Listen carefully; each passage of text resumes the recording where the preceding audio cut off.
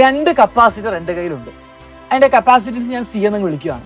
അതിനെ സീരീസ് ആയിട്ട് കണക്ട് ചെയ്തപ്പോൾ C1 ആണ് എഫക്റ്റീവ് കപ്പാസിറ്റൻസ് കിട്ടിയത്. അതിനെ പാരലായിട്ട് കണക്ട് ചെയ്തപ്പോൾ എഫക്റ്റീവ് കപ്പാസിറ്റൻസ് കിട്ടിയത് C2 ആണ്. നമ്മളോട് ചോദിച്ചിരിക്കുന്നത് എന്താ മക്കളെ? C1/C2 ആണ് കണ്ടുപിടിക്കേണ്ടത്. നമുക്ക് നോക്കിയാൽ സീരീസ് ആയിട്ട് ഒരേപോലത്തെ കപ്പാസിറ്ററിനെ കണക്ട് ചെയ്യുമ്പോൾ എഫക്റ്റീവ് കപ്പാസിറ്റൻസ് കണ്ടുപിടിക്കാനുള്ള ഷോർട്ട് കട്ടാണ് C/N.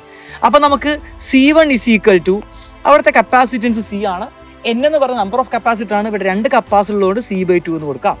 ഇനി നമുക്കറിയാം പാരലൽ കോമ്പിനേഷൻ ആണെങ്കിൽ എഫക്റ്റീവ് കപ്പാസിറ്റൻസ് കണ്ടുപിടിക്കുന്ന ഫോർമുല എന്താണ്? ഒരേപോലത്തെ കപ്പാസിറ്റർ ആണെങ്കിൽ NC എന്ന് പറഞ്ഞ ഫോർമുല ഉപയോഗിക്കാം. അപ്പോൾ C2 = ഇവിടെ N എന്ന് പറയുന്ന 2 ആണ്.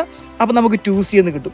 നിങ്ങൾ എല്ലാവരും നോക്കി അതിൻ്റെ റേഷ്യോ എടുത്ത് നോക്കിയാൽ C1/C2 നമ്മൾ എടുത്ത് നോക്കിക്കഴിഞ്ഞാൽ നമുക്ക് എന്താ കിട്ടുന്നത്? C/2/2C എന്ന് കിട്ടും അല്ലേ? അപ്പോൾ അതിനകത്ത് സിയും സിയും കട്ട് ചെയ്ത് കളഞ്ഞാൽ നമുക്ക് എന്ത് എഴുതാൻ പറ്റും? 1/4 എന്ന ആൻസർ കിട്ടും. നിങ്ങളെല്ലാവരും എന്ത് ചെയ്യുക? ഒന്ന് ചെയ്ത് നോക്കുക. അടിപൊളി ക്വസ്റ്റ്യൻ ആണെങ്കിൽ നല്ല സെറ്റ് ക്വസ്റ്റ്യൻ ആണെന്ന് എല്ലാവരും കമൻറ്റ് കൂടെ ചെയ്യണം കേട്ടോ.